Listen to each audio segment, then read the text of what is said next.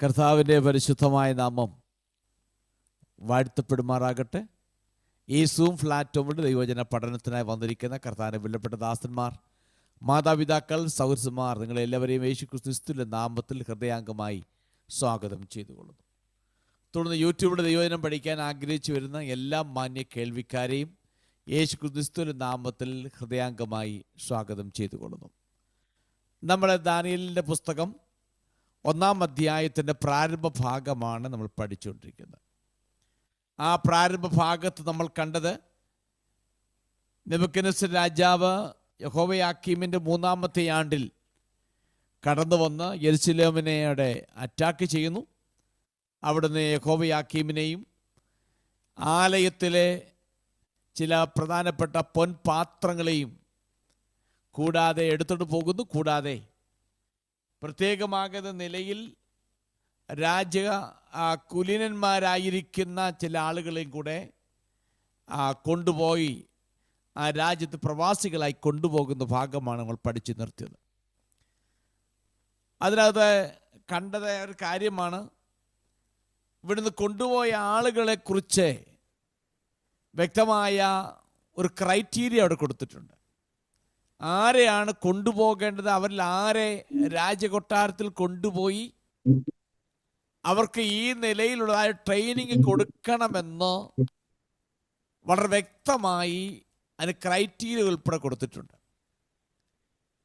അദ്ദേഹത്തിൻ്റെ ഷണ്ണന്മാരിൽ ഒരുവനെ വിളിച്ചിട്ട്, ഇസ്രായേൽ മക്കൾ രാജസന്തതിയിൽപ്പെട്ടവർ, റോയൽ ഫാമിലി, 2 കുലീനന്മാരായിരിക്കണം, അംഗഭംഗമില്ലാത്തവരായിരിക്കണം, സുന്ദരന്മാരായിരിക്കണം, സകല ജ്ഞാനത്തിലും നിപുണന്മാരും അറിവിൽ സമർത്ഥരും വിദ്യാപരിജ്ഞാനികളും രാജധാനിയിൽ പരിചരിപ്പാൻ യോഗ്യന്മാരുമായ ചില ബാലന്മാരെ വരുത്തുവാനും അവരെ കൽദയ ദേശത്ത് കൊണ്ടുവന്ന് അവിടുത്തെ ഭാഷയും അവിടുത്തേതായിരിക്കുന്ന വിദ്യയും പഠിപ്പിക്കുവാൻ വേണ്ടി തീരുമാനിച്ചു.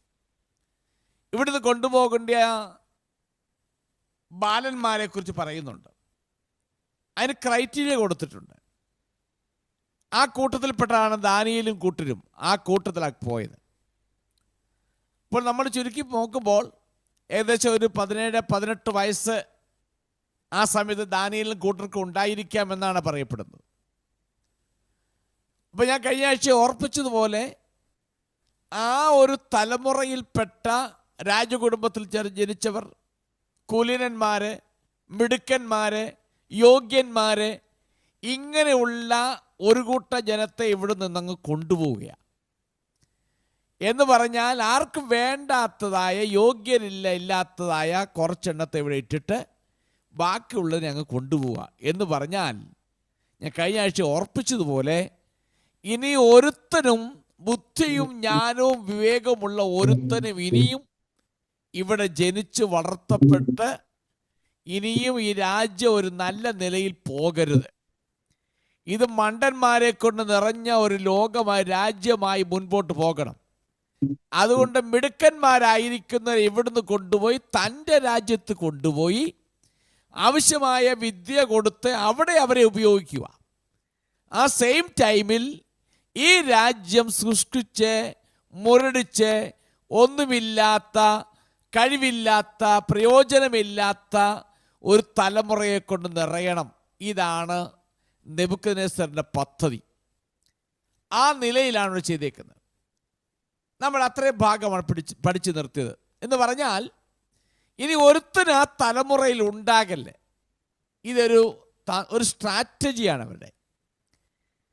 എന്നാൽ ഈ മുൻപോട്ടുള്ള ഭാഗങ്ങൾ പഠിക്കുമ്പോൾ മനസ്സിലാക്കാൻ കഴിയും, ദൈവത്തിൻ്റെ പദ്ധതി ഒന്ന് വേറെ, നെബൂഖദ്നേസർ പദ്ധതി ഒന്ന് വേറെ. ഇതിൽ ഏറ്റവും ഉന്നതമായി നിൽക്കുന്നത് ദൈവത്തിൻ്റെ പദ്ധതി മാത്രമേ ജയിക്കത്തുള്ളൂ. വേറെ ഒരു പദ്ധതിയും ജയിക്കത്തില്ല എന്ന് നമുക്ക് വ്യക്തമായി മനസ്സിലാക്കാൻ കഴിയും. ഇനി നമുക്ക് അതിൻ്റെ 5 മുതൽ 8 വരെയുള്ള വാക്യങ്ങൾ, 7 വാക്യങ്ങൾ വായിച്ച് 5 മുതൽ 7 വരെയുള്ള വാക്യങ്ങൾ നമുക്ക് വായിക്കാം. രാജാവ് അവർക്ക് രാജഭോജനത്തിൽ നിന്നും താൻ കുടിക്കുന്ന വീഞ്ഞിൽ നിന്നും നിത്യവൃത്തി നിയമിച്ചു. ഇങ്ങനെ അവരെ 3 സംവത്സരം വളർത്തിയിട്ട് അവർ രാജസന്നിധിയിൽ നിൽക്കണം എന്ന് കൽപ്പിച്ചു. അവരുടെ കൂട്ടത്തിൽ ദാനിയേൽ, ഹനന്യാവ്, മീശായേൽ, അസരിയാവ് എന്നീ യഹൂദ പുത്രന്മാരുണ്ടായിരുന്നു. ഷണ്ഡാധിപൻ അവർക്ക് പേരിട്ടു. ദാനിയേലിനവൻ ബേൽഷസർ എന്നും, ഹനന്യാവിന് ശദ്രക് എന്നും, മീശായേലിന് മേശക് എന്നും, അസരിയാവിന് അബേദ്നെഗോം എന്നും പേർ വിളിച്ചു. ഓക്കെ, ഇനിയും ഇവിടുന്ന് ഒരു കൂട്ടം യുവാക്കന്മാരെ കൊണ്ടുപോയി.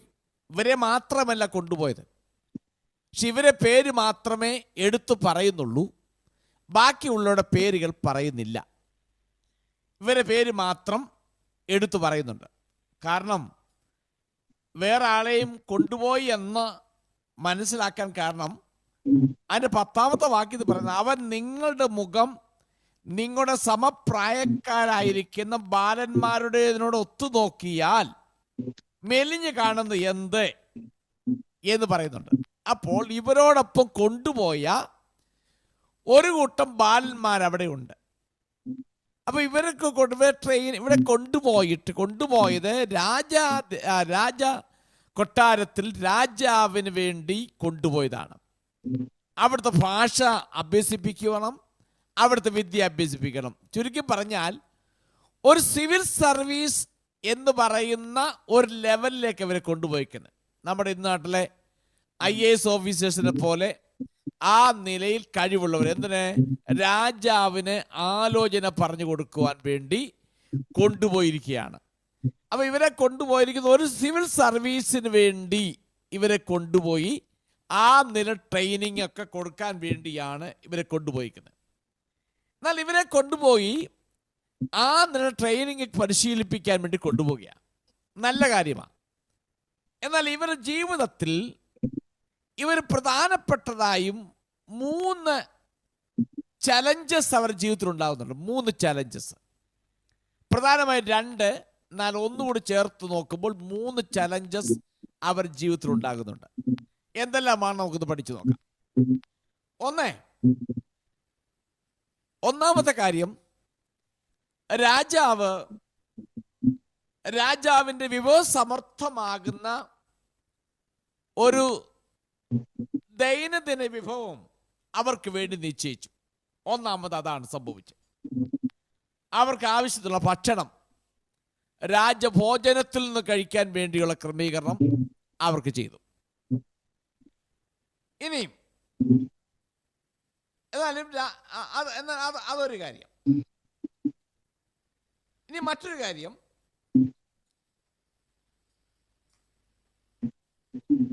ഇവർക്ക് കൊടുക്കുന്ന ഫുഡിന്റെ കാര്യമാണ് പറഞ്ഞത്. രാജാവ് കഴിക്കുന്ന അതേ നിലവാരത്തിലുള്ള ഫുഡ് കൊടുക്കണം. അപ്പൊ ആ നിലവാരത്തിലുള്ള ഫുഡ് ഇവർക്ക് കൊടുക്കുമ്പോൾ അത് വേണ്ട എന്ന് പറയുവാൻ ബുദ്ധിമുട്ടാണ്. പുരാതന കാലഘട്ടത്തിൽ ഉയർന്ന നിലവാരത്തിൽ ഉള്ള ആളുകൾ കഴിക്കുന്ന ഫുഡും താണ നിലവാരത്തിൽ ആളുകൾ കഴിക്കുന്ന ഫുഡും തമ്മിൽ വ്യത്യാസമുണ്ട്. അത് കോമൺ മാർക്കറ്റിൽ അവൈലബിൾ അല്ല. ഇന്നത്തെ കാലഘട്ടത്തിൽ വരുമ്പോൾ ഏത് രാജ്യത്തെയും ഏത് ഉയർന്നവർ കഴിക്കുന്ന ഫുഡും മാർക്കറ്റിൽ അവൈലബിളാണ്. ഈ കാലഘട്ടത്തിൽ നമുക്കറിയാം, നമ്മുടെ കേരളത്തിലും തമിഴ്നാട്ടിലും ഒക്കെ മറ്റ് ഇന്ത്യയുടെ പല സ്റ്റേറ്റിൽ പോയാലും മറ്റ് രാജ്യങ്ങളിലുള്ളതായ പലതരത്തിലുള്ളതായ ഡെലീഷ്യസ് ആയിരിക്കുന്ന ഫുഡുകൾ ഇന്ന് മാർക്കറ്റിൽ അവൈലബിളാണ്, ഇഷ്ടം പോലെ. എന്നാൽ പുരാതന കാലഘട്ടങ്ങളിൽ അങ്ങനെ ഇല്ല, അത് കാണാൻ തന്നെ ബുദ്ധിമുട്ടാണ്. അപ്പം അങ്ങനെ ഇരിക്കുമ്പോൾ ആ നിലയിലുള്ള ഫുഡാണ് ഇവർക്ക് വേണ്ടി അവർ ക്രമീകരിച്ചിരിക്കുന്നത്. ഇതൊന്ന് ഫുഡിൻ്റെ പേരിൽ. നമുക്ക് ആദ്യത്തെ ചലഞ്ചസ് നോക്കാം. ആദ്യമായിട്ട് അവർക്ക് 3 വർഷത്തെ ഒരു പരിശീലനം കൊടുക്കുന്നത്. 3 വർഷത്തെ. അത് 5ാമത്തെ വാക്യത്തിൽ അത് പറയുന്നുണ്ട്. അവരെ 3 സംവത്സരം വളർത്തിയിട്ട് അവർ രാജസനിൽ നിൽക്കണം എന്ന് കൽപ്പിച്ചു. ഇനിയും ആ തെരഞ്ഞെടുക്കപ്പെട്ടവരുടെ പേരുകൾ, ഒന്നാമത്തെ ചലഞ്ചസ്, അവരെ പേര് മാറ്റി. ഈ 4 യുവാക്കളെ കുറിച്ചും നോക്കുമ്പോൾ അവരുടെ പേരുകൾ യഹൂദ പേരുകൾ, എബ്രായ നെയ്മാണ് കൊടുത്തിരിക്കുന്നത്. ഈ 4 പേരുടെയും എബ്രായ നാമങ്ങൾ മാറ്റിയിട്ട് ബാബിലോണ്യ നാമങ്ങൾ അവർക്ക് കൊടുക്കുന്നു. ഒന്നാമത് ദാനിയേൽ, അതൊരു എബ്രായ നാമമാണ്. ദാനിയേൽ എന്ന വാക്കിന്റെ അർത്ഥം ദൈവന്റെ ന്യായാധിപൻ എന്നർത്ഥമാണ്. രണ്ടാമത്തെ ആളുടെ പേര് ഹനന്യാവെന്ന, അതിന്റെ അർത്ഥം യഹോവയാൽ സ്നേഹിക്കപ്പെട്ടവനെന്ന. മൂന്നാമത്തെ ആളുടെ പേര് മീശായേൽ, ദൈവത്തെ പോലെ ആരുള്ളൂ എന്ന അർത്ഥം വരുന്നത്. നാലാമത്തെ ആളുടെ പേര് അസറിയ, യഹോവ എൻ്റെ സഹായം. ഈ 4 പേരുകളും യാഹ്വേ അഥവാ ഏൽ, ദൈവം, യഹോവ എന്ന് പറയുന്ന ആ പേരുമായി ചേർന്നൊരു കോമ്പൗണ്ട് നെയിമാണത്. ദാനിയേൽ, ഹനനിയ. അപ്പോൾ യാഹ്വേയുമായിട്ട്, ദൈവമായിട്ട് ചേർന്ന ഒരു സമ്മിശ്ര നെയിമാണ് ദാനിയേലും ഹനനിയാവ്, മീശായേൽ, അസറിയ എന്ന് പറഞ്ഞാൽ എബ്രായ നെയിമാണ്. അത് ആ ദൈവവുമായി ചേർന്ന് ഉണ്ടാക്കിയെടുത്ത ഒരു നെയിമാണ്. അതെല്ലാം ദൈവത്തിന് പുകഴ്ച കൊടുക്കുന്ന. ഇവരെന്ത് ചെയ്തു? അവിടെ ചെന്നപ്പോൾ ആദ്യത്തെ ചലഞ്ചസ്, അവരെ പേരങ്ങ് മാറ്റി. ദാനിയേലിട്ട പേര് ബേൽസസർ എന്നാണ്. ബേൽസസർ എന്ന വാക്കിന്റെ അർത്ഥം ബേലിന്റെ രാജകുമാരൻ എന്നർത്ഥം. ബാബിലോണിൽ പ്രധാനമായും 3 ദൈവങ്ങളാണുള്ളത്. മർദുക്ക്, ബേൽ, നെബോ എന്ന് പറയുന്ന 3 ദൈവങ്ങളുണ്ട്. ഇവിടെ ബേൽസസ് എന്ന് പറഞ്ഞ ബേലിന്റെ രാജകുമാരൻ. ഒറിജിനൽ നെയിം ദാനിയേൽ എന്ന് പറഞ്ഞ ദൈവ ന്യായാധിപതി. അത് നേരെ മാറ്റിയിട്ട് ബാലിന്റെ രാജകുമാരൻ എന്ന് പറയുന്ന പേരിൽ ദാനിയേലിനെ വിളിക്കാൻ തുടങ്ങി. പേര് മാറ്റി. ഒന്നാമത്തെ പേര് ബേൽസസർ എന്നാക്കി. രണ്ടാമത്തെ പേരാണ് ഹനന്യ എന്ന് പറയുന്നത്, യഹോവയാൽ സ്നേഹിക്കപ്പെട്ടവൻ. അതിന് പകരം അവരിട്ട പേരാണ് ശദ്രക് എന്ന് പറയുന്ന പേര്. ശദ്രക് എന്ന വാക്കിന്റെ അർത്ഥം സൂര്യദേവനാൽ പ്രകാശിതൻ. അവരുടെ ഒരു ദൈവമാണ് സൺ ഗോഡ്. സൂര്യദേവൻ എന്ന് പറയുന്നത് അവരുടെ ഒരു ദൈവമാണ്. അപ്പോൾ ഒറിജിനൽ യഹൂദ നാമകരണം എന്ന് പറയുമ്പോൾ യഹോവയാൽ സ്നേഹിക്കപ്പെട്ടവൻ. അതിന് പകരം അവർ സൂര്യദേവനാൽ പ്രകാശിതൻ എന്ന് പറയുന്ന ഒരു പേര് അവരിടുകയുണ്ടായി. സൂര്യദേവനാൽ പ്രകാശിതൻ. മൂന്നാമത്തെ ആളുടെ പേര് മീശായേൽ എന്നായിരുന്നു. അവർ അത് തിരുത്തി ദൈവത്തെ പോലെ ആരുള്ളൂ എന്നതിന് പകരം അവർ മേശക്ക് എന്ന് പേരിട്ടു. മേശക്ക് എന്ന വാക്കിന്റെ അർത്ഥം ശുക്രനെ പോലെ ആരുള്ളൂ. ശുക്രൻ എന്ന് പറയുമ്പോൾ ഇസ്റ്റാർ എന്നും വീനസ് എന്നൊക്കെ പറയുന്ന അവരുടെ വേറെ ദേവീദേവന്മാരുണ്ട്. അതിനെയാണ് ശുക്രൻ എന്ന് വിളിക്കുന്നത്. അപ്പൊ ആ ശുക്രനെ പോലെ ആരുള്ളൂ. അവന്റെ ഒറിജിനൽ യഹൂദ നാമകരണം എന്ന് പറയുമ്പോൾ ദൈവത്തെ പോലെ ആരുള്ളൂ എന്നാണ്. അവർ നേരെ തിരിച്ചിട്ട് ശുക്രനെ പോലെ ആരുള്ളൂ. നാലാമത്തത് അസറിയ, യഹോവ എൻ്റെ സഹായം. അതിനിട്ട് പേര് അബേദ് നെഗോ എന്ന് പറഞ്ഞാൽ നെഗോയുടെ ദാസൻ എന്ന പേരിൽ മാറ്റി. അപ്പൊ ചുരുക്കി പറഞ്ഞാൽ ദൈവമായും യഹോവയായും ബന്ധപ്പെട്ടുണ്ടാക്കിയ ആ സമ്മിശ്ര നെയ്മ് മാറ്റിയിട്ട് ബാബിലോണിയ ദൈവങ്ങളുടെ പേരുമായി ഉണ്ടാക്കിയെടുത്ത പേരുകൾ ഇവർക്ക് ഇട്ടുകൊടുത്തു. ഒന്നാമത്തെ അതാ. അപ്പൊ എന്താണ് ഒന്നാമത് പേര് മാറ്റാനുള്ള കാരണം? എന്താണ് ഇപ്പോഴത്തെ പേര്? ബാബിലോണിലെ ദേവി ദേവന്മാരുടെ പേരുകൾ ഒരു ഭാഗമായി ചേർത്തുണ്ടാക്കിയ പേരുകൾ. Abednego, നെഗോയുടെ servant. മേശക്, ശുക്രനെ പോലെ ആരുള്ളൂ, സൂര്യദേവനാൽ പ്രകാശിതൻ, ബേലിന്റെ രാജകുമാരൻ എന്നൊക്കെ പറഞ്ഞ് പേര് മാറ്റുള്ള കാരണമെന്ന് ചോദിച്ചാൽ, ഇത്രയും നാളും ഇവരെ പേരിലൂടെ ദൈവത്തെ ഉയർത്തിപ്പിടിക്കുന്ന നിലയിലായിരുന്നു ആ പേരുകൾ മുഴുവൻ.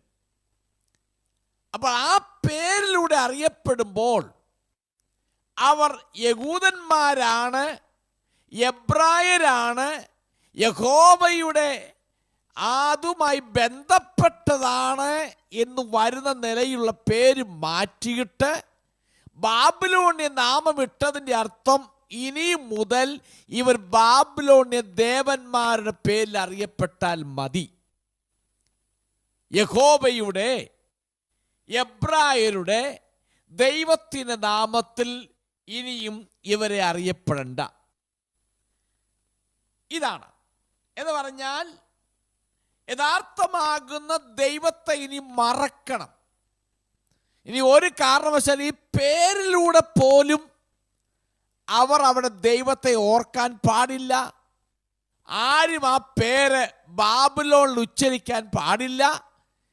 ഇവരിട്ടിരിക്കുന്ന ബാബിലോണിന്റെ നെയ്മ് ആ പേരിലൂടെ അറിയപ്പെട്ടിട്ട് അവർ പക്ക ബാബിലോൺകാരായി തന്നെ മാറ്റണം. ഇതാണ് നെബൂഖദ്നേസറിന്റെ ഒന്നാമത്തെ സ്ട്രാറ്റജി. നമ്മൾ ചിന്തിക്കും പേര് മാറ്റിക്കൊണ്ട് എന്താണെന്ന്. പേര് മാറ്റലൊന്നുമില്ല. പക്ഷെ നമ്മൾ പേരിടുമ്പോൾ നന്നായി സൂക്ഷിച്ചൊക്കെ വേണം പേരിടേണ്ടത്. ഈ കാലഘട്ടത്തിൽ ആളുകൾ മറ്റാർക്കുമില്ലാത്ത പേരുകൾ കണ്ടുപിടിച്ച് കോർത്തിണക്കിയിടുന്നവരായി കാണാം. നല്ല കാര്യമാണ്. പക്ഷെ ഇടുമ്പോൾ നന്നായി ചിന്തിച്ചിട്ട് വേണം പേരിടാൻ. അതിൻ്റെ അർത്ഥം മനസ്സിലാക്കിയിടണം. ചില ആളുകൾ അറിയാതെ മക്കൾക്ക് ഡയാന എന്നൊക്കെ പേരിടും. നല്ല പേരാ. പക്ഷെ അതിൻ്റെ അർത്ഥം എന്ന് ചോദിച്ചാൽ അർത്തമീസ് ദേവിയുടെ പേരാ ഡയാന എന്ന് പറയുന്നത്. ഇങ്ങനെ ഒരുപാട് പേരുകൾ നമുക്ക് കാണാൻ കഴിയും. ചുരുക്കി കൂട്ടി പറഞ്ഞാൽ നമ്മൾ ഇടുന്ന പേരുകൾ കൂടെ നാം ഓർത്തിരിക്കേണ്ട വസ്തുത, നാം നമ്മുടെ ഐഡന്റിറ്റി ഒരു കോണിലൂടെ വെളിപ്പെടുത്തുന്നുണ്ട്. പേരിലൂടെ നമ്മൾ ആരാണെന്നുള്ള ഐഡന്റിറ്റി വെളിപ്പെടുത്തുന്നുണ്ട്. അതുകൊണ്ട് ഇവിടെ ഈ ദാനിയേലും മീശായേൽ, ഹനന്യ, അസരിയ എന്ന പേരിൽ അറിയപ്പെട്ടാൽ ഇവരെ ഐഡന്റിറ്റി മറ്റുള്ളവർ ഐഡന്റിഫൈ ചെയ്യും. അവർ തന്നെ മറ്റുള്ളവരുടെ മുമ്പിൽ അവർ വെളിപ്പെടുത്തും. ഞങ്ങളുടെ പേര് ഇന്നതാണ്, ഞങ്ങൾ ഇന്ന വംശത്തിൽപ്പെട്ടതാണെന്ന് അവർ തന്നെ വെളിപ്പെടുത്തുന്നു. പേരിലൂടെ അവർ ഐഡന്റിറ്റി വെളിപ്പെടുത്തും. ഇത് മനസ്സിലാക്കി നെബൂഖദ്നേസർ തീരുമാനിച്ചു അവർ പേരൊന്നാമത് മാറ്റാൻ. ഇനിയും ആ പേരിലൂടെ അവരുടെ ഐഡന്റിറ്റി ഒരു കാരണവശാലും വെളിപ്പെടുത്താൻ പാടില്ല. നോക്കണം, ഇതൊന്നാമത്തത്. അപ്പോൾ നെബൂഖദ്നേസറിന്റെ പദ്ധതി ഏതാ? ദൈവത്തിൻ്റെ പദ്ധതി മറ്റൊന്നാ. അത് നമ്മൾ കുറെ കഴിയുമ്പോൾ പഠിക്കും. ഇതൊന്നാമത്തെ. രണ്ടാമത്തെ, ഞാൻ ഓർപ്പിച്ച പോലെ അവർ ഭക്ഷണത്തിൻ്റെ കാര്യം പറഞ്ഞു. അവർക്ക് വേണ്ടിയുള്ള ഭക്ഷണം പരിശീലനം 3 വർഷത്തേക്കാ. ഈ 3 വർഷവും ഈ പറയപ്പെട്ട ഫുഡ് വേണം അവർക്ക് കൊടുക്കേണ്ടത്. വേറെ ഒന്നും കൊടുക്കാൻ പാടില്ല. അപ്പോൾ ഇവരുടെ ഭക്ഷണം മാറ്റുന്നു, പേരുകൾ മാറ്റുന്നു. ഇനി ഇതുവരെ അഭ്യസിച്ചിട്ടില്ലാത്ത ഭാഷയും അവിടുത്തെ വിദ്യയും അത് പഠിക്കണം. അപ്പൊ ഈ യുവ യൂതന്മാരായിരിക്കുന്ന യുവ എബ്രായ പുരുഷന്മാർ,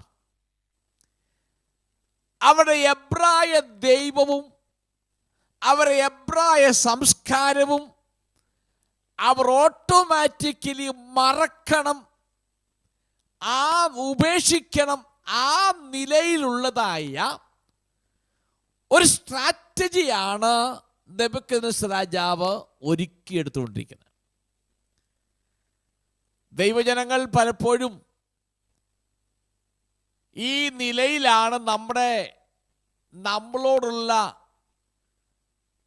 പോരിൻ്റെ ആയുധങ്ങളൊക്കെ എന്നൊക്കെ പറയുന്ന ഈ നിലയിലാണ് നമ്മൾ ചിന്തിക്കും. അതെല്ലാം സിമ്പിളല്ലേ, ലളിതമല്ലേ, അതൊക്കെ നിസ്സാര കാര്യമല്ലേ.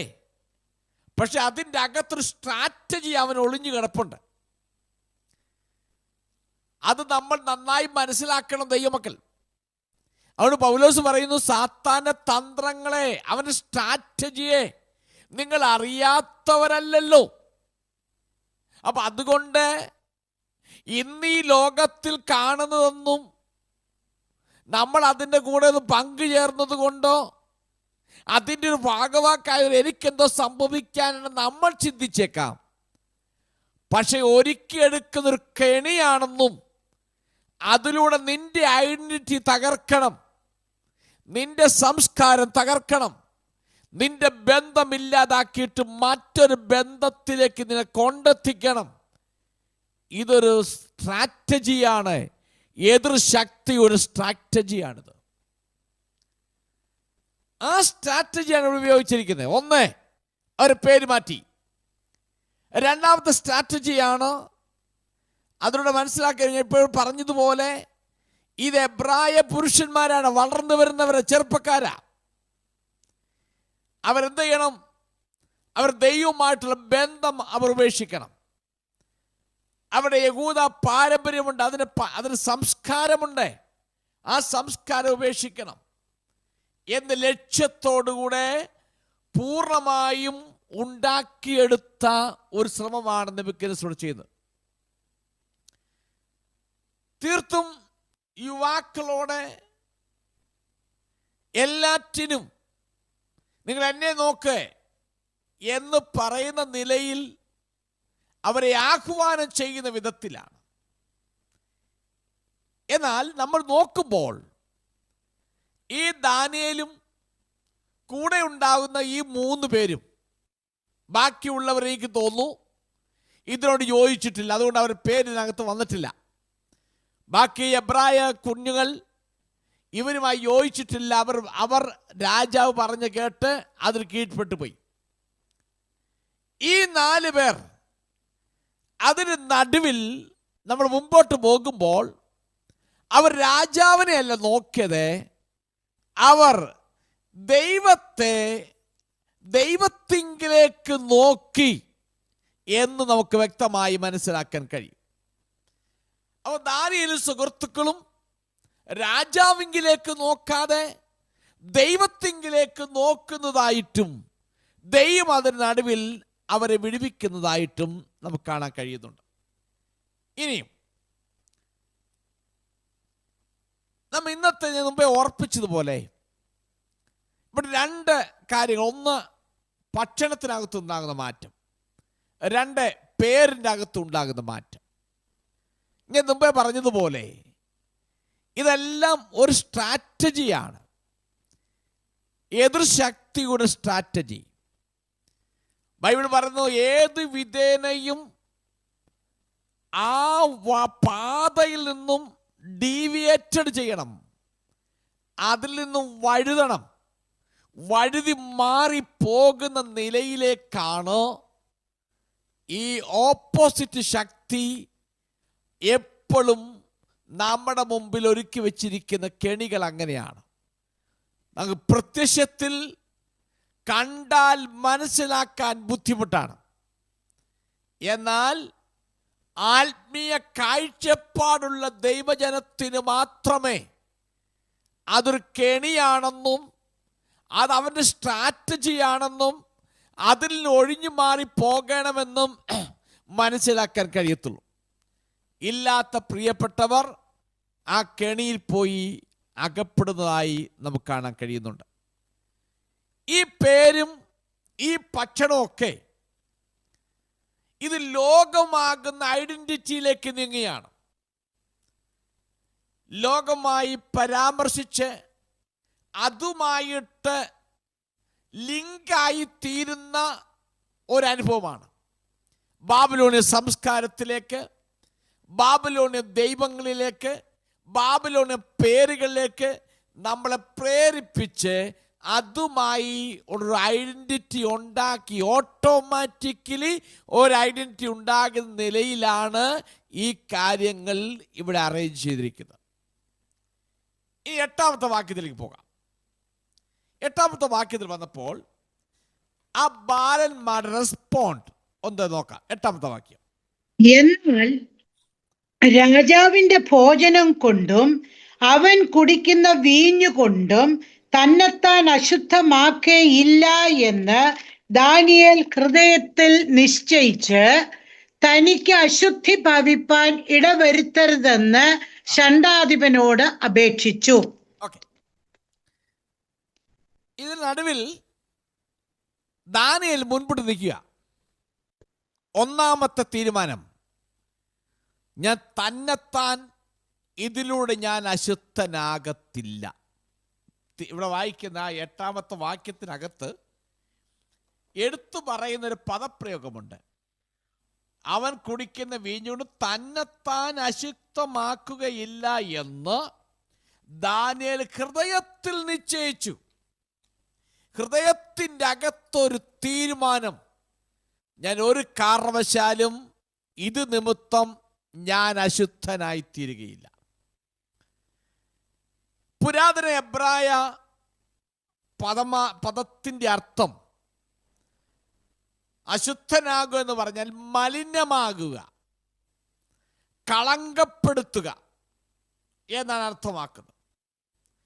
ഇവിടെ ദാനിയേൽ തീരുമാനിച്ചു, ഇതുകൊണ്ട് ഞാൻ ഒരിക്കലും എന്നെ തന്നെ ഞാൻ മലിനമാക്കത്തില്ല, ഞാൻ കളങ്കപ്പെടുത്തത്തില്ല. അശുദ്ധമാക്കരുതെന്ന് ദാനിയേൽ 1 ഹൃദയത്തിൽ ഉറച്ചു. എന്നിട്ട് 2ാമത് അവിടെ തന്നെ പറയുന്നുണ്ട്, ഷണ്ഡാധിപനോട് അപേക്ഷിച്ചു തനിക്ക് അശുദ്ധി ഭവിപ്പാതിരിപ്പാൻ ഇടവരുത്തരുതെന്ന് ഷണ്ഡാധിപനോട് അപേക്ഷിച്ചു. 1, ഹൃദയത്തിൻ്റെ അകത്ത് ഉറച്ചു, എന്തു വന്നാലും ഞാൻ അതെടുക്കത്തില്ല. 2, ഹൃദയത്തിനകത്ത് ഉറപ്പുള്ളവർക്ക് മാത്രമേ തെറ്റുകുറ്റങ്ങളുടെ നടുവിൽ ഇങ്ങനെയുള്ളതായ ട്രീറ്റുകൾ, ഇങ്ങനെയുള്ളതായിരിക്കുന്ന കരാറുകൾ മുൻപിൽ വരുമ്പോൾ ആമി തറപ്പിച്ച് പറയാൻ കഴിയത്തുള്ളൂ, ഇതുകൊണ്ട് ഞാൻ അശുദ്ധനാകാൻ സമ്മതിക്കത്തില്ല. ഹൃദയത്തിൻ്റെ അകത്ത് ഉറപ്പുള്ളവരെ കൊണ്ടൊക്കത്തുള്ളൂ. ഹൃദയത്തിൻ്റെ അകത്ത് നിശ്ചയമുള്ളവർ, ഉറപ്പുള്ളവർ, ഞാനിത് കഴിച്ചാൽ അശുദ്ധനായി മാറും, ദൈവനാമം ദുഷിക്കപ്പെടും, എൻ്റെ ഐഡന്റിറ്റി നശിപ്പിക്കും, എൻ്റെ സംസ്കാരം നഷ്ടപ്പെടും എന്ന് ഹൃദയത്തിൻ്റെ അകത്ത് ഉറപ്പുള്ളവർക്ക് മാത്രമേ ഏത് ഷണ്ഡാധിപന്റെ മുഖത്ത് നോക്കിയും പറയാൻ കഴിയത്തുള്ളൂ, ഞാൻ ഒരു കാരണവശാലും ഇത് കഴിക്കത്തില്ല എന്ന് പറയാൻ കഴിയത്തുള്ളൂ. ഉറപ്പില്ലാത്തവൻ അങ്ങോട്ടും വീഴും, ഇങ്ങോട്ടും വീഴും, അവിടോട്ടും ചാടും, ഇങ്ങോട്ടും ചാടും. ഇരുതോണിയിൽ കാല് വെച്ചുള്ളൊരു യാത്ര. മാമോനെയും വേണം, ദൈവത്തെയും വേണം. ഇരുതോണിയിൽ കാല് വെച്ച് പോയാൽ ലക്ഷ്യസ്ഥാനത്ത് ചെല്ലുവാൻ കഴിയാതെ വണ്ണം ആ വെള്ളത്തിൽ അവൻ്റെ ജീവിതം അവസാനിപ്പിക്കേണ്ടി വരും. അതുകൊണ്ട് ഇവിടെ ദാനിയേൽ ഹൃദയത്തിനകത്ത് തീരുമാനിച്ചു. എന്നിട്ട് ആ ഷണ്ഡാധിപനോട് പറഞ്ഞു, എനിക്കൊരിക്കലും അശുദ്ധം വരുത്താൻ പാടില്ല എന്ന് ഒരു തീരുമാനം പറയുന്നു. ഇത് അശുദ്ധമാക്കരുത് ദാനിയേൽ ഷണ്ഡാധിപനോട് പറയുകയാണ്. തൻ്റെ അഭ്യർത്ഥനയുടെ ആത്മീയ അടിസ്ഥാനം എന്താണെന്ന് വളരെ വ്യക്തമായി വിശദീകരിച്ചു. മറ്റ് കാരണങ്ങളാൽ രാജാവിൻ്റെ ഭക്ഷണം ഒഴിവാക്കാൻ ആഗ്രഹിക്കുന്നു എന്ന് തോന്നിപ്പിക്കുന്ന നിലയിലല്ല ദാനിയേൽ പറയുന്നത്. അതിനാരെ കുറ്റപ്പെടുത്തിയില്ല. തന്നെത്താനുള്ളതായ ജീവിതം എന്താണെന്ന് മാത്രം നോക്കി. താൻ മറ്റാരെയും അത് വലിച്ചിഴക്കുകയോ മറ്റുള്ളവരിലേക്ക് കുറ്റം കൊണ്ടിടുകയോ ഒന്നും ചെയ്യാതെ എൻ്റെ കാര്യം എനിക്കിന്നത് ഭവിക്കും, അതുകൊണ്ടത് വരാതിരിപ്പാൻ എന്നെ അതിൽ അവോയ്ഡ് ചെയ്യണം എന്ന് താൻ വളരെ വ്യക്തമായി പറയുകയാണ്. അതുകൊണ്ടാണ് അവരിങ്ങനെ ഇവിടെ അപേക്ഷിച്ച്. ഇവിടെ ശ്രദ്ധിക്കുന്ന ഒന്നൊരു കാര്യങ്ങൾ പറയാം. ഒന്ന്, ഇതൊരു ചെറിയ കാര്യം. നമ്മുടെ കണ്ണിന് മുമ്പിൽ, സാധാരണ മനുഷ്യന് മുമ്പിൽ ഒരു ഭക്ഷണത്തല്ലേ, അതിനകത്ത് വലിയ കാര്യങ്ങളൊന്നുമില്ല, അതൊരു ചെറിയ കാര്യമാണ്.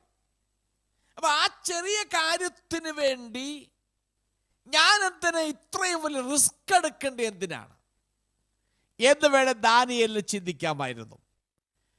അപ്പോൾ ആ ചെറിയ കാര്യത്തിന് വേണ്ടി ദാനിയേൽ വലിയൊരു കാര്യം അവിടെ ചെയ്യുകയാണ്. എന്ന് പറഞ്ഞാൽ ദൈവവുമായി മുൻപോട്ട് പോകാൻ ഏക മാർഗം ചെറിയ കാര്യങ്ങളിൽ വിശ്വസ്തതയായി തീരുക എന്നുള്ളതാണ്. ദൈവം എങ്ങനെ പറയുന്നു? അല്പത്തിൽ വിശ്വസ്തനാകുന്നതിനെ അധികത്തിന് വിചാരകനാക്കുമെന്നാണ്. ഈ ചെറിയ ഭക്ഷണത്തിൻ്റെ അകത്ത് വിശ്വസ്തത ദാനിയേൽ കാണിക്കാൻ തീരുമാനിച്ചപ്പോൾ ദാനിയേലിന്റെ സ്ഥാനത്തിന് മാറ്റം സംഭവിച്ചു. ദാനിയേലിന്റെ ശരീരപ്രകൃതിക്ക് മാറ്റം സംഭവിച്ചു. ദാനിയേലിന്റെ ബുദ്ധിയുടെ മണ്ഡലങ്ങൾക്ക് വ്യത്യാസം സംഭവിച്ചു. ദാനിയേലിന്റെ ജീവിതത്തിൽ നെബൂഖദ്നേസർ പ്രതീക്ഷിക്കുന്ന അപ്പുറത്തുള്ളതായ ഒരു പെർഫോമൻസ് കാഴ്ചവെക്കുവാൻ ദാനിയേലിനെ കൊണ്ട് സാധിച്ചു. കാരണം അല്പത്തിൽ വിശ്വസ്തനായിരുന്നത് കൊണ്ട് മാത്രമാണ്. അതുകൊണ്ട് ഏത് സ്ട്രാറ്റജി എതിരെ വന്നാലും അല്പത്തിൽ വിശ്വസ്തനായിരുന്നാൽ നമ്മുടെ സ്ഥിതിഗതികൾക്ക് തമ്പുരാൻ ഒരു മാറ്റം വരുത്തും എന്ന് നമുക്ക് കാണാൻ കഴിയും. രണ്ടാമത്തത് കാര്യം, ദാനിയേൽ പ്രവാസത്തിലാണ് പോയേക്കുന്നത്. ഒരു പ്രവാസി എന്ന നിലയിൽ ഹൃദയത്തിനകത്തൊരു ചോദ്യം വന്നേക്കാം. ഒന്ന്, ആ ചോദ്യം ഇതാ: എൻ്റെ രാജ്യത്ത് വന്ന് ഈ നെബൂഖദ്നേസർ വന്ന് എന്നെ പിടിച്ചോണ്ട് പോകുമ്പോൾ എൻ്റെ ദൈവം എവിടെ പോയിരിക്കുകയായിരുന്നു? ഞാൻ പഠിച്ച ന്യായപ്രമാണം എന്ത് പ്രയോജനമാണ്? ഞാൻ ന്യായപ്രമാണത്തെ രക്ഷിക്കാൻ കഴിഞ്ഞില്ല. ഞാൻ വിശ്വസിക്കുന്ന എബ്രായ ദൈവമാകുന്ന യഹോവയ്ക്ക് എന്നെ വിടുവിക്കാൻ കഴിഞ്ഞില്ല. അങ്ങനെയുള്ള സ്ഥിതിക്ക് ഞാനെന്തിനാ ഈ കടുംപിടുത്തം പിടിച്ച് ഇത്ര ത്യാഗം സഹിച്ച് ഈ മുന്നോട്ട് പോകേണ്ട ആവശ്യം എന്താണ് എന്നൊരു ചോദ്യം ഒരു ചെറുപ്പക്കാരൻ നിലയിൽ ദാനിയേൽ ഹൃദയത്തിനകത്തുണ്ടാകാം. തന്റെ ജീവിതത്തിലെ എല്ലാ മേഖലകളിലും താൻ എന്തിനാണ് അങ്ങ് ചിന്തിക്കുന്നത് ചിന്താഗതി തനിക്കുണ്ടാകാം. കാരണം ഒരു പ്രവാസത്തിൽ കഴിയുക. പ്രവാസം തന്നെ നോക്കാൻ അപ്പനില്ല, അമ്മയില്ല, പക്ഷെ രാജകൊട്ടാരത്തില്ല, പുരോഹിതനില്ല, രാജാവില്ല, ആരുമില്ല. അവ ചെറുപ്പം മുതലേ പാലിച്ചു വന്ന ന്യായപ്രമാണവും ഈ യഹോവ എന്ന് പറയുന്ന ദൈവമൊക്കെ പ്രവാസത്തിൽ എന്നെ കൊണ്ടിട്ടു. ദൈവം എവിടെ പോയിരുന്നു? യഹോവ എവിടെ പോയിരുന്നു? അങ്ങനെയുള്ള സ്ഥിതിക്ക് ഞാൻ എന്തിനാ പ്രമാണം പ്രമാണിക്കേണ്ടത് എന്ന ചിന്താഗതി വേണമെങ്കിൽ ദാനിയേൽ ഉണ്ടാകാമായിരുന്നു. പക്ഷെ ദാനിയേൽ ഒരു കാര്യം മനസ്സിലാക്കി. ദാനിയേൽ അതല്ല ചിന്തിച്ചത്. ദാനിയേൽ മനസ്സിലാക്കി ദൈവവുമായുള്ള തൻ്റെ ബന്ധം ഭക്ഷണം കഴിച്ചതുൾപ്പെടെ തൻ്റെ ജീവിതത്തിൻ്റെ എല്ലാ മേഖലകളെയും അത് സ്പർശിക്കുമെന്ന് ദാനിയേൽ മനസ്സിലായി. ചെറുപ്പം മുതൽ ഞാൻ മനസ്സിലാക്കിയ ന്യായപ്രമാണത്തിലൂടെ ഞാൻ പഠിച്ചെടുത്ത, ഞാൻ മനസ്സിലാക്കിയ യഹോവയുമായിട്ടുള്ള ബന്ധം എൻ്റെ ജീവിതത്തിൻ്റെ എല്ലാ മേഖലകളിലും ആ ബന്ധം സ്പർശിക്കപ്പെടുമെന്നും ഈ ഫുഡ് കഴിക്കുന്നതിലൂടെ ആ ബന്ധത്തിന് മാറ്റം സംഭവിക്കും, അതെൻ്റെ മേഖലയെ മൊത്തത്തിൽ സ്പർശിക്കുമെന്ന് ദാനിയേൽ മനസ്സിലാക്കി. പ്രധാനമായും വിലക്കപ്പെടുന്ന കഴിക്കുന്ന ഭക്ഷണത്തിലൂടെ താൻ മനസ്സിലാക്കി പാപത്തിൻ്റെ വേരുകൾ അതിൻ്റെ അകത്തുണ്ടാകുമെന്ന് താൻ മനസ്സിലാക്കി. ദാനിയേൽ അത് മനസ്സിലാക്കിയിട്ട് ഞാൻ അശുദ്ധനാകാൻ സമ്മതിക്കത്തില്ല ഈ പട്ടണ നിമിത്തം. നമുക്കറിയാം, ആദം അവന്മാരുടെ മുമ്പിൽ ചെന്ന സ്ട്രാറ്റജി ഇതായിരുന്നു. ആ തോട്ടത്തിൽ ചെന്നിട്ട് നിങ്ങൾക്ക് എല്ലാ വൃക്ഷത്തിൻ്റെയും ഫലം തിന്നാമോ? വേറൊന്നും ചോദിക്കാനില്ല. ചോദിക്കുന്ന ഭക്ഷണം, വേറൊന്നും ചോദിക്കുന്നത് നിങ്ങളിവിടെ സുഖമാണോ, അതൊന്നും ചോദിക്കണ്ട. അവൻ ചോദിക്കുന്നത് നിങ്ങൾക്ക് ഈ തോട്ടത്തിൽ എല്ലാ വൃക്ഷത്തിൻ്റെ ഫലം നിങ്ങൾക്ക് തിന്നാമോ? നമുക്ക് കാണാം, ആ ഭക്ഷണം കഴിച്ചതിലൂടെ, അവൻ കാണിച്ചു കൊടുത്ത ഭക്ഷണം കഴിച്ചതിലൂടെ പാപമെന്ന് പറയുന്നത് ആദാമിലും ഹവ്വയിലും പ്രവേശിക്കുകയും അതുവരെ ഉണ്ടായിരുന്ന ദൈവിക ബന്ധം നഷ്ടപ്പെടുകയും അത് ജീവിതത്തിൻ്റെ എല്ലാ മേഖലകളെയും അത് സ്പർശിച്ചു. അന്ന് അങ്ങനെ തിന്നത് നിമിത്തം ഒരു മേഖലയല്ല, ജീവിതത്തിൻ്റെ എല്ലാ മേഖലകളെയും ദൈവവുമായിട്ടുള്ള ബന്ധത്തിൽ അത് സ്പർശിക്കുകയും അവരെ എന്നേക്കുമായി തോട്ടത്തിന് പുറത്താക്കുകയും ദൈവവുമായിട്ടുള്ള ബന്ധം നഷ്ടപ്പെടുക മാത്രമല്ല, ദൈവ തേജസ് നഷ്ടപ്പെട്ടു. അവർ പ്രാകൃതന്മാരായി ലോകത്തിലേക്ക് ഇറങ്ങി എന്ന് നമുക്ക് കാണുവാൻ കഴിയുന്നുണ്ട്.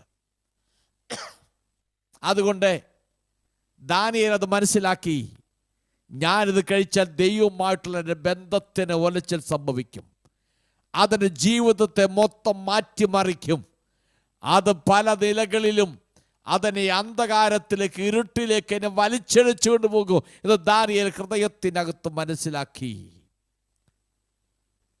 ആ പിശാച് തന്നെ ഏദൻ തോട്ടത്തിൽ ആദം ഹവ്വമാരടുക്ക ചെന്ന് ഭക്ഷണത്തിലൂടെ അവൻ സംസാരിച്ച് അതിൻ്റെ അകത്ത് അവർ വീണു. ആ ഭക്ഷണത്തിലൂടെ നാം കാണുന്നു, പാപം എന്ന് പറയുന്നത് ലോകത്തിൽ കടന്നു. പാപത്തിൻ്റെ വേരുകൾ അവിടെ ആരംഭിച്ചു, അതവരെ മരണത്തിൽ കൊണ്ടെത്തിച്ചു. അതുകൊണ്ട് വചനം ഇങ്ങനെ പറയും, പാപത്താൽ രോഗവും രോഗത്താൽ മരണവും ലോകത്തിൽ വന്നു. ഈ പിശാച് തന്നെ യേശു കർത്താവ് ഈ ഭൂമിയിലായിരുന്നപ്പോൾ, യേശുവിൻ്റെ അടുക്കൽ ചെല്ലുമ്പോൾ, യേശു ഉപവസിക്കുന്ന സമയമായപ്പോൾ, അവന് വിശന്നപ്പോൾ പരീക്ഷകൻ അടുത്ത് എന്നിട്ട് ചോദിച്ചത്, അവൻ നീ ഒരു ദൈവപുത്രനല്ലേ? നീ ദൈവപുത്രനാണെങ്കിൽ ഈ കല്ല് അപ്പമായി തീരുവാൻ കൽപ്പിക്കുക. നോക്കണം, അവിടെയും കൊണ്ടുചെല്ലുന്ന ഫുഡിൻ്റെ പേരും പറഞ്ഞ. എന്നാൽ നമ്മുടെ കർത്താവ് ദൈവവചനത്താൽ ആ ചലഞ്ചസിനെ ജയിച്ചു. ഒന്നാം ആദാം തോറ്റുപോയപ്പോൾ രണ്ടാം ആദാമാകുന്ന ക്രിസ്തു അതിനെ ജയിച്ചു. ഞാൻ ഇതിനകത്ത് പറഞ്ഞു വരുന്നൊരു കാര്യം, ദാനിയേൽ ഹൃദയത്തിനകത്ത് ഉറച്ചു, ഞാൻ ഇതിലൂടെ അശുദ്ധനായി തീരുകയില്ല.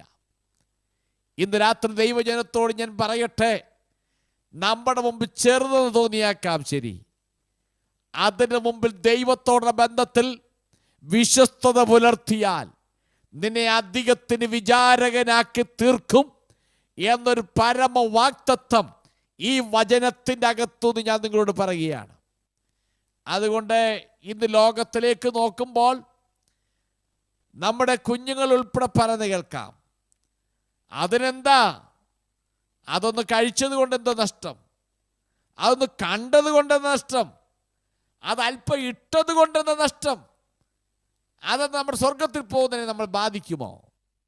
ഇങ്ങനെ ഒരുപാട് ചോദ്യങ്ങൾ ഇന്നത്തെ കാലഘട്ടത്തിലുള്ള കുഞ്ഞുങ്ങളുടെ ഹൃദയത്തിൻ്റെ അകത്ത് ഉരുത്തിരിഞ്ഞിട്ട് അവർ ആ ചോദ്യങ്ങളിലൂടെ കടന്നു പോകുമ്പോൾ, ഇന്ന് രാത്രി ഈ വചനത്തിനോട് പറയട്ടെ, നിന്റെ ആയിരിക്കുന്ന സംസ്കാരത്തിനോ, നിന്റെ പേര് നിമിത്തമോ, നിന്റെ സംഭാഷണ നിമിത്തമോ, നീ കഴിക്കുന്ന ഫുഡ് നിമിത്തമോ ഒരു വിധത്തിലും ദൈവവുമായിട്ടുള്ള ബന്ധത്തിന് ഉലച്ചൽ വരാൻ പാടില്ല.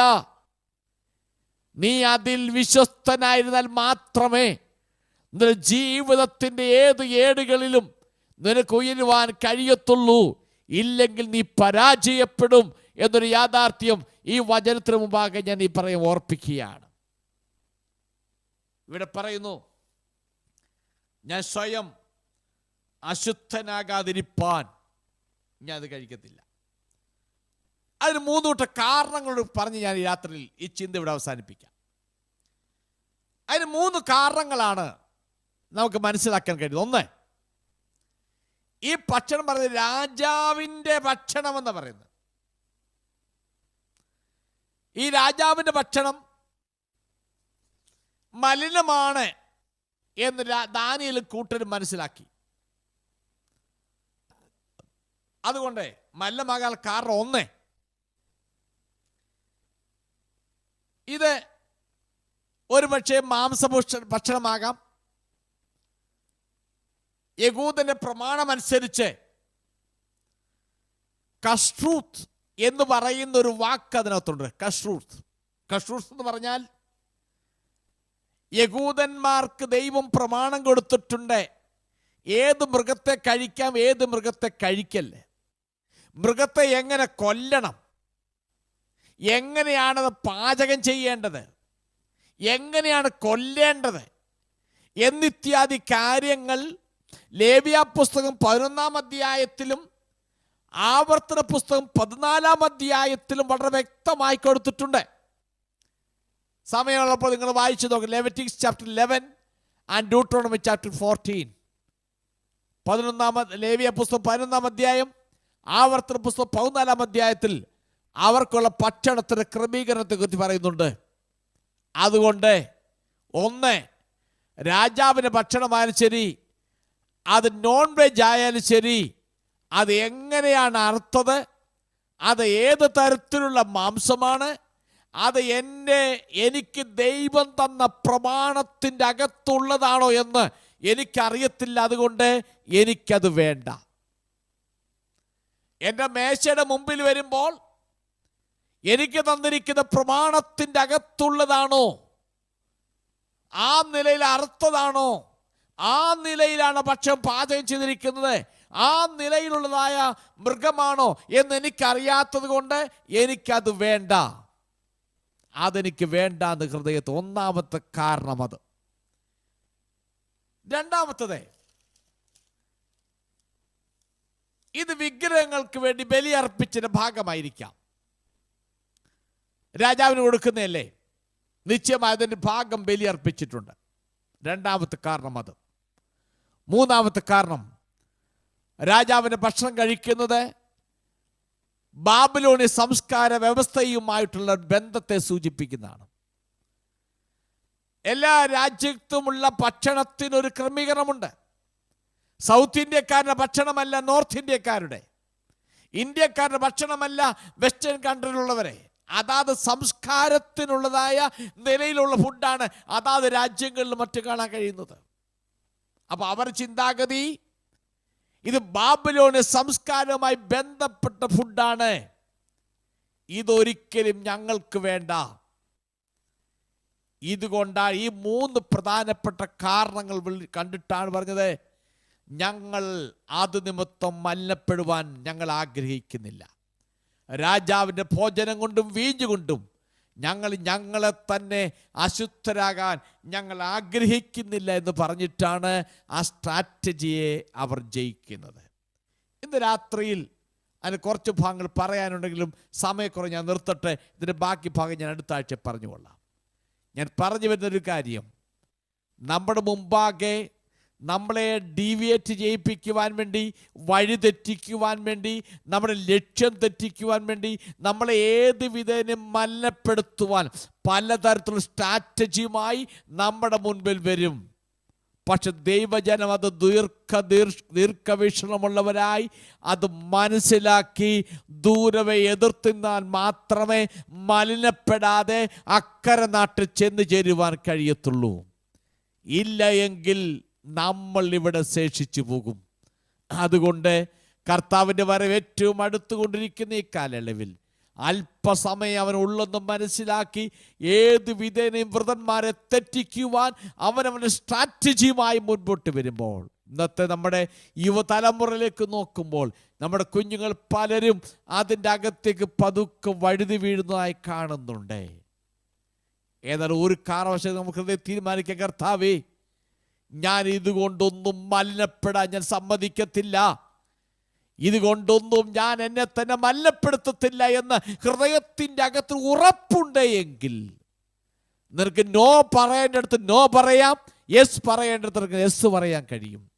നീ ഹൃദയത്തിനകത്ത് ഉറപ്പില്ല എങ്കിൽ നീ നോ പറയേണ്ടടുത്ത് യെസ്സും പറയും, യെസ് പറയേണ്ടടുത്ത് നോയും പറയും. അത് വരാതിരിപ്പാൻ ഹൃദയത്തിനകത്ത് നമുക്ക് തീരുമാനമെടുക്കാം, ഒരു കാരണവശാലും ഇതിനാൽ ഞാൻ എന്നെ തന്നെ മലിനപ്പെടുത്തുകയില്ല. നമ്മുടെ മുമ്പിൽ ഏത് സ്ട്രാറ്റജിയും യുദ്ധതന്ത്രങ്ങൾ പിശാചിനെയാണ് മനസ്സിലാക്കി ദീർഘവീക്ഷണമുള്ളവരായി എതിർത്ത് നിന്ന് അതിന്മേൽ ജയം ഭരിക്കുവാൻ ദൈവത്തിൻ്റെ ആത്മാവ് സഹായിക്കേണ്ടത് പറഞ്ഞുകൊണ്ട് എൻ്റെ വാക്കുകൾ അവസാനിപ്പിക്കുന്നു. ദൈവം നിങ്ങളെല്ലാവരെയും ധാരാളമായി അനുഗ്രഹിക്കുമാറാകട്ടെ.